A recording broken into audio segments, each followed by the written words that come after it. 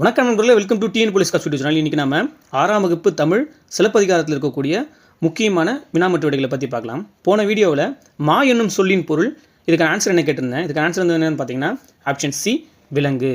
சரிங்களா? இன்றைக்கான கேள்வி பாருங்கள்.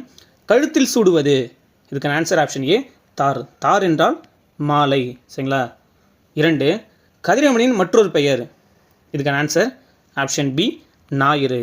3 வெண்குடை என்னும் சொல்லை பிரித்து எழுத கிடைப்பது, இதுக்கான ஆன்சர் ஆப்ஷன் பி வெண்மை ப்ளஸ் குடை.